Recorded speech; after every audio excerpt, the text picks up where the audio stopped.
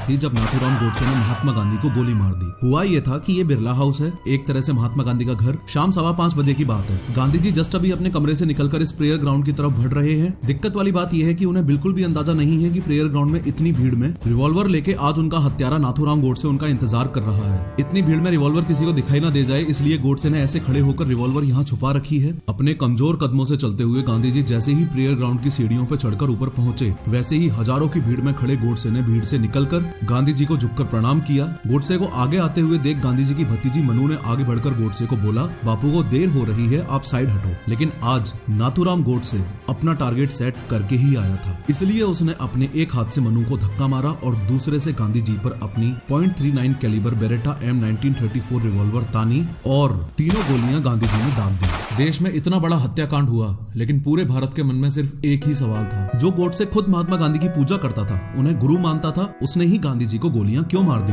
Moreover, ऐसा क्यों है कि आज भी भारत में ऐसे लोग हैं जो सोचते हैं कि गोडसे ने गांधी को मारकर सही किया? इस वीडियो में 3D एनिमेशन की मदद से डिटेल में समझेंगे कि गांधी जी की हत्या क्यों और कैसे हुई। लेकिन हर बार की तरह शुरू से शुरू करते हैं। गांधी जी की मौत से 38 साल पहले की बात है। बॉम्बे पुणे लाइन के पास के गांव बारामती में साल 1910 में नाथूराम गोडसे का जन्म हुआ। गोडसे का असली नाम रामचंद्र था, पर उसके माँ बाप को लगता था कि उनके परिवार पर किसी तरह का श्राप है, जिससे उनके सारे मेल चिल्ड्रन की डेथ हो रही है। इसलिए उन्होंने गोडसे को एक लड़की की तरह पाला और उसको एक नथ पहनाई, जिसकी वजह से उसका नाम पड़ा नाथूराम। स्कूल में मन न लगने के कारण उसने स्कूल ड्रॉप कर दिया और कारपेंटर और फ्रूट वेंडर का काम किया। गोडसे को Hindu religious literature, history, politics पढ़ने का काफी शौक था। ध्यान दो कि महात्मा गांधी की राइटिंग्स को भी वो काफी शिद्दत से फॉलो करता था। इनफैक्ट नाथूराम गोडसे गांधी जी का इतना पक्का फॉलोअर और बिलीवर था कि उसने 1930 में सिविल डिसोबीडियंस मूवमेंट में भी बढ़ चढ़कर पार्ट लिया। 1932 में नाथूराम गोडसे ने RSS और हिंदू महासभा को ज्वाइन किया और यहीं पर वो वीर सावरकर के कांटेक्ट में आया। नाथूराम गोडसे और वीर सावरकर के बारे में एक बहुत ही अनबिलीवेबल बात ये भी है कि 1975 में पब्लिश हुई एक बुक फ्रीडम एट मिडनाइट के अकॉर्डिंग ये दोनों गे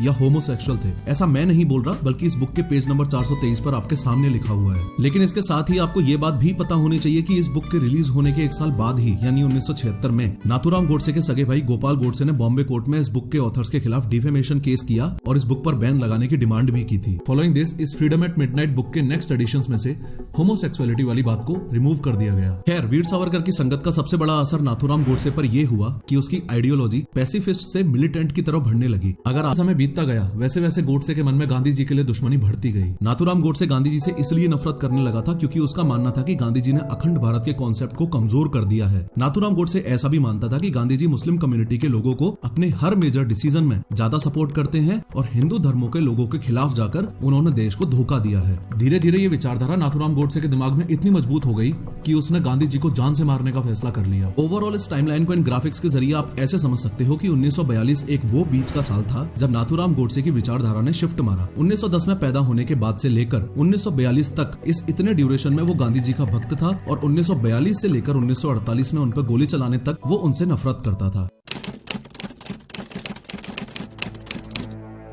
इस वीडियो के आगे के हिस्से में 2 पैरेलल स्टोरीज चलने वाली हैं, तो थोड़ा सा अलर्ट रहना। अगर बात करूं नाथूराम गोडसे की, तो बॉम्बे से चलकर वो 30 जनवरी 1948 को सुबह 7 बजे ओल्ड दिल्ली रेलवे स्टेशन पहुंच जाता है। ऑन द अदर हैंड, आज हत्या वाले दिन बिरला हाउस में रोजाना की तरह ही गांधी जी सुबह 3:30 बजे उठे और उन्होंने 4:45 बजे अपनी प्रार्थना सभा की, शहद और नींबू वाला गर्म पानी पिया और 4:45 बजे वापस सोने चले गए। 3 घंटे सोने के बाद सुबह 8 बजे गांधी जी फिर से उठते हैं और अपना नॉर्मल रूटीन फॉलो करते हैं। नॉर्मली उनके रूटीन में इंक्लूडेड होता था सुबह उठ के ब्रिज कृष्ण से अपनी मालिश करवाना, अखबार पढ़ना, आभा से बांग्ला सीखना, नाश्ते में बॉइल्ड वेजिटेबल्स खाना और बकरी का दूध पीना। मोरोवर, महात्मा गांधी से रिलेटेड एक डिस्टर्बिंग बात ऐसी भी है जिसको पहली बार में सुन के तो विश्वास ही नहीं होता, पर हाँ, इस बात को प्रूव करने के लिए काफी सारे ठोस सबूत आज भी मौजूद हैं। असल में बात यह है कि कुछ साल पहले ही महात्मा गांधी ने ब्रह्मचर्य अपना लिया था। उनके लिए सिर्फ ब्रह्मचारी होना काफी नहीं था। उनका मानना था कि उनके फॉलोअर्स के सामने उन्हें ये प्रूव भी करना चाहिए कि वो एक कठोर ब्रह्मचारी हैं और उनका सेल्फ कंट्रोल बहुत ही स्ट्रॉन्ग है। अब ये बात सुनने में बहुत अजीब है, लेकिन हाँ, अपने ब्रह्मचर्य को साबित करने के लिए वो अपने इनर सर्किल की लेडीज के साथ में सोते और नहाते थे। चौंकाने वाली बात यह है कि गांधी जी ने अपने इन एक्सपेरिमेंट्स को कभी भी दुनिया से छुपाया ही नहीं।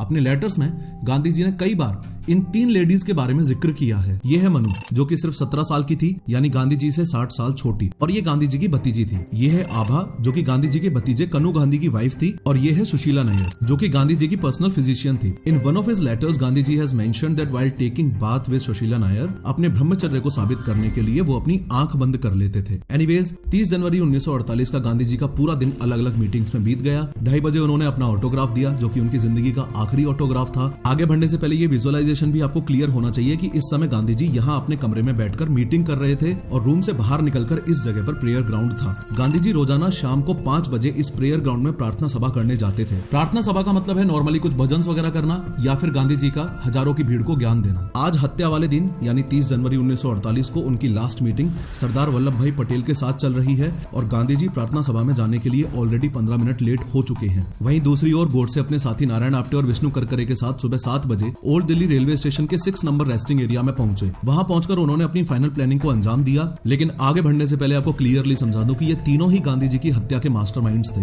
नाथूराम गोडसे के साथ मौजूद ये नारायण आप्टे है और ये विष्णु करकरे है। ये तीनों ही हिंदू महासभा के माध्यम से एक दूसरे के कांटेक्ट में आए थे। खैर पहले तो तय हुआ कि गोडसे बुर्का पहनकर जाए। वो लोग बाजार से 50 रुपए का बुर्का लेकर भी आए, पर उसकी बाहें ढीली होने की वजह से पिस्टल उसमें बार बार फंस रही थी। और दूसरा एक इंपॉर्टेंट रीजन ये भी था कि गोडसे को फीमेल ड्रेसअप में अपना पकड़ा जाना बदनामी जैसा लग रहा था। उसकी विचारधारा ये थी कि गांधी जी को मारने का ये कदम भारत के हित में है और उसे इस बात पर बहुत गर्व है। तब आप्टे ने सजेशन दिया कि सीधा साधा तरीका ही सबसे अच्छा होता है, और उन्होंने उन दिनों की ट्रेंडिंग ड्रेस खाकी बुश जैकेट और ब्लू ट्राउजर्स को अपना असैसिन लुक चूज किया। इसके बाद गोडसे ने अपनी बेरेटा पिस्टल में 7 गोलियां भर ली। प्रार्थना सभा का टाइम पास आता जा रहा था। गोडसे और उसके साथी रेलवे स्टेशन से बिरला मंदिर अपनी जीत के लिए आशीर्वाद लेने गए। बिरला मंदिर के बाहर पहुंचने के बाद नारायण आप्टे और विष्णु करकरे तो लक्ष्मी नारायण के दर्शन के लिए मंदिर के अंदर चले गए, लेकिन गोडसे अपने निशाने की प्रैक्टिस करने के लिए बिरला मंदिर के पीछे जंगल में चला गया, क्योंकि आज उसका लक्ष्य एकदम क्लियर था।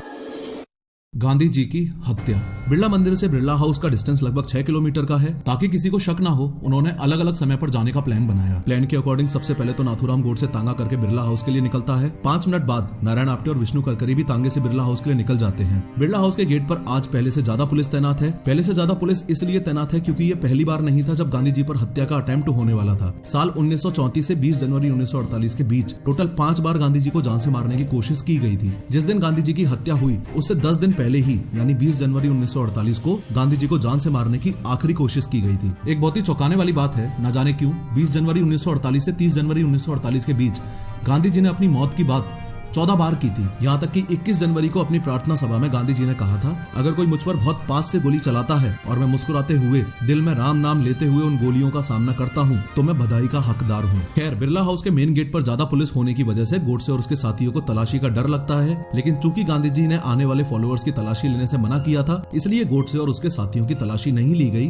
और ये तीनों ही हथियार के साथ फाइनली बिरला हाउस में एंटर कर जाते हैं। अभी तक सब कुछ सही चल रहा था और गोडसे टहलता हुआ गार्डन में पहुंचा और भीड़ के साथ घुल मिल गया। आप्टे और करकरे गोडसे के दोनों तरफ जाके खड़े हो गए ताकि कोई गोडसे को रोकने के लिए आगे आए तो वो गोडसे की हेल्प कर सके। शाम के 5 बज चुके हैं, काउंटडाउन शुरू हो चुका है, पर अभी भी गांधी जी वल्लभ भाई पटेल के साथ मीटिंग में उलझे हुए हैं। वहीं इसी समय गोडसे अपने दोनों साथियों के साथ गांधी जी के आने का इंतजार कर रहा है। लेकिन जैसे जैसे गांधी जी का आना डिले होता जा रहा था, गोडसे को अपना प्लान फेल होता हुआ नजर आ रहा था। तभी 5:15 बजे बिरला हाउस से गांधी जी अपनी दोनों ग्रैंड नीसेस मनु और आभा के कंधे पर हाथ रखकर चलते हुए आते दिखते हैं। गांधी जी मनु और आभा को अपनी वॉकिंग स्टिक्स मानते थे। गांधी जी के पीछे उनके पर्सनल असिस्टेंट प्यारेलाल, उनकी पर्सनल फिजिशियन सुशीला, सरला और डेली गांधी जी की मसाज करने वाले ब्रिज कृष्ण चल रहे हैं। गांधी जी का दुर्बल शरीर पूरी तरह मनु और आभा के सहारे चल रहा है। गोडसे को अपना सपना साकार होता हुआ नजर आ रहा है। जैसे ही गांधी जी सीढ़ियां चढ़कर गार्डन में पहुंचते हैं, गोडसे भीड़ को चीरता हुआ गांधी जी के सामने आकर खड़ा हो जाता है। दोनों हाथ जोड़कर प्रणाम करता है, कहता है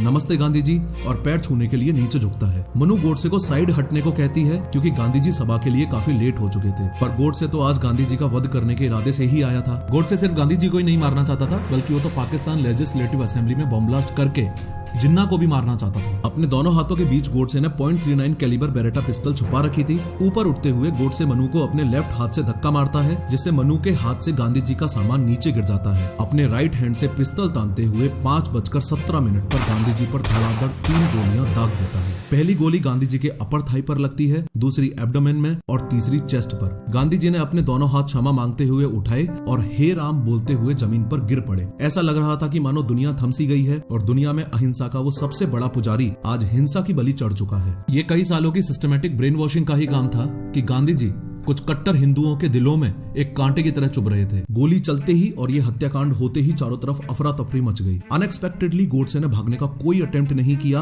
और पास ही खड़े एक royal Indian air force officer Devraj Singh Thakur और यूएस डिप्लोमेट हर्बर्ट रेनर ने गोडसे को पकड़ लिया और उसकी पिस्टल छीन ली। लोगों ने गुस्से में आकर गोडसे को खूब पीटा और पुलिस ने बीच में आकर गोडसे को अरेस्ट किया और उसे बिरला हाउस से तुगलक रोड पुलिस स्टेशन ले गए। गोलियां लगते ही गांधी जी को तुरंत वापस बिरला हाउस ले जाया गया। बदकिस्मती से बिरला हाउस की डिस्पेंसरी में उस दिन एक डॉक्टर तक भी मौजूद नहीं था। अगर आपने मेरी इंदिरा गांधी वाली वीडियो देखी है तो ये कहानी कुछ वैसी ही है। इस वीडियो में मैंने बताया था कि इंदिरा गांधी को जब उनके ही बॉडीगार्ड्स ने गोली मार दी थी तो डॉक्टर और एम्बुलेंस ना होने की वजह से कैसे उन्हें एम्बेसडर में हॉस्पिटल ले जाया गया था। खैर, गांधी जी को गोलियां लगने के बाद हॉस्पिटल नहीं ले जाया गया और बृज कृष्ण जब तक डॉक्टर को लेकर आया तब तक बहुत देर हो चुकी थी। शाम 5:40 पर मनु ने कहा, बापू अब नहीं रहे। देश के राष्ट्रपिता की डेथ से पूरी दुनिया शौक में थी और देश की नींव ही टूट चुकी थी। पर सवाल अभी भी वहीं की वहीं है। जो गोडसे खुद गांधी जी की पूजा करता था, उन्हें गुरु मानता था, उसने ही गांधी जी को गोलियां क्यों मार दी? नाथूराम गोडसे को महात्मा गांधी को मारने का जितना कारण अभी तक आपको पता चला है वो अधूरा है और ये बहुत ज्यादा जरूरी है कि गोडसे की साइड को भी ध्यान से देखो और समझो। आजादी के बाद के इस पहले हत्याकांड के कुछ रीजंस हैं जो खुद गोडसे ने अपनी बुक मैंने गांधी को क्यों मारा में एक्सप्लेन किए हैं। नफरत की आइडियोलॉजी ने इस हत्या के पीछे के मास्टरमाइंड्स को कैसे इन्फ्लुएंस किया, चलो डिटेल में समझते हैं। ध्यान रहे, आगे आने वाले सातों के सातों पॉइंट्स गोडसे ने खुद अपनी किताब में मेंशन किए हैं। पहला तो ये कि गांधी जी का अपने मन के हिसाब से नेशनल मूवमेंट्स को स्टार्ट करना और एंड करना, इस बात की बुराई तो नेहरू और पटेल भी करते थे।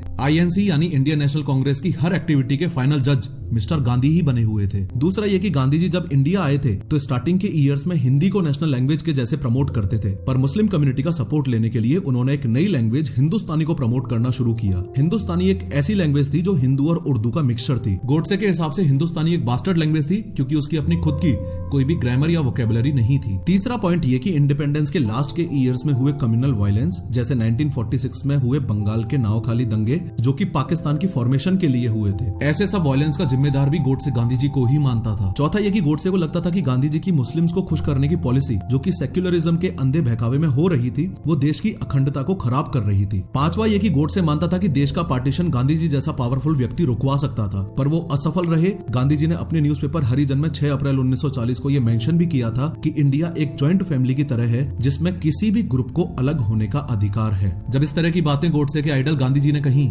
तब उसे काफी सदमा पहुंचा। सिक्स्थ पॉइंट ये कि आजादी के बाद जो हिंदू और सिख भारत को अपना देश समझकर पाकिस्तान से वापस आए, उनको किसी भी तरह की बेसिक फैसिलिटीज नहीं मिल रही थी, जिस वजह से वो रेफ्यूजीज दिल्ली के फुटपाथ्स पर रहने पर मजबूर थे। इतने रीजंस के अलावा जिस रीजन ने गांधी जी की मौत में आखिरी कील गाड़ी वो था उनका लास्ट प्रो मुस्लिम फास्ट जो कि उन्होंने 13 जनवरी 1948 से 18 जनवरी 1948 तक किया। इस फास्ट का मकसद था कि दिल्ली में मुस्लिमों के मस्जिद को हिंदू रेफ्यूजीज से खाली करवाना और पाकिस्तान को ड्यू 55 करोड़ रुपए देना, जबकि उस समय पाकिस्तान ने हमारे देश पर हमला किया हुआ था। गांधी जी इंडिया के राष्ट्रपिता के रूप में अपनी ड्यूटीज में फेल रहे और पाकिस्तान के राष्ट्रपिता ज्यादा साबित हुए। भारत माता का एक रिस्पॉन्सिबल बेटा होने के कारण मैंने सोचा कि हमारे देश को डिवाइड करने वाले राष्ट्रपिता के जीवन को समाप्त करना मेरी ड्यूटी है। गोडसे ने इस पूरे एक्ट को रामायण में राम और महाभारत में अर्जुन की तरह अपनी एक ड्यूटी बताया। गांधी जी की डेथ से पूरे देश में एक मातम सा फैल गया। नेहरू ने ऑल इंडिया रेडियो पर देश को एड्रेस करते हुए इंग्लिश में ही कहा कि Friends and comrades, the light has gone out of our lives and there is darkness everywhere. हर कोई गांधी जी के आखिरी दर्शन करना चाहता था। लोग मानने को तैयार ही नहीं थे कि उनके प्यारे बापू अब दुनिया से विदा ले चुके हैं। गांधी जी की डेथ से मानो एक युग का अंत ही हो गया हो। रात के 12 बजे बिरला हाउस की छत से गांधी जी के आखिरी दर्शन लोगों को करवाए गए। रात 2 बजे बृज कृष्ण ने गांधी जी को आखिरी बार नहलाया, गले में एक सूत की माला पहनाई और मनु ने तिलक लगाया। अगले दिन 31 जनवरी को गांधी जी की शव यात्रा बिरला हाउस से यमुना नदी के किनारे पहुंची। गांधी जी को एक ओपन डोज व्हीकल में ले जाया गया जिस पर नेहरू, पटेल और गांधी जी के बेटे देवदास और रामदास बैठे थे। दुख की बात यह है कि गांधी जी के बड़े बेटे हरिदास को उनके अंतिम दर्शन के लिए आने नहीं दिया गया, क्योंकि जीते जी गांधी जी और हरिदास के रिश्ते काफी खराब थे। गांधी जी को रिस्पेक्ट के साथ इंडियन फ्लैग में लपेटा गया। यमुना किनारे से 250 मीटर पहले डोज व्हीकल का इंजन बंद किया और आर्मी, नेवी और एयरफोर्स के सोल्जर्स ने उसे खींचा और चिता पर लिटा दिया। जिन्ना ने जब अपना शोक संदेश भेजा तो उसमें गांधी जी को हिंदू कम्युनिटी का एक ग्रेटेस्ट पर्सन कहा। इस लाइन में जो सबसे पेनफुल बात है वो ये कि जिस इंसान ने अपनी पूरी लाइफ सेक्युलरिज्म का पाठ पढ़ाने में लगाई, हिंदू मुस्लिम यूनिटी सिखाई, उस कम्युनिटी ने तो गांधी जी को कभी अपना माना ही नहीं। लोगों को जैसे ही गांधी जी की डेथ की न्यूज मिली, उन्होंने महाराष्ट्र के उन लोगों को टारगेट करना शुरू किया जिनका सरनेम गोडसे था या जो चित्पावन ब्राह्मण कम्युनिटी से बिलोंग करते थे, क्योंकि गोडसे भी चित्पावन ब्राह्मण था। इस जीनोसाइड को बहुत कन्वीनियंटली दबा दिया गया क्योंकि इसके पीछे पॉलिटिकल पार्टीज के कुछ लोगों का हाथ था। ब्रिटिश जर्नलिस्ट मॉरीन पैटरसन के हिसाब से अनऑफिशियल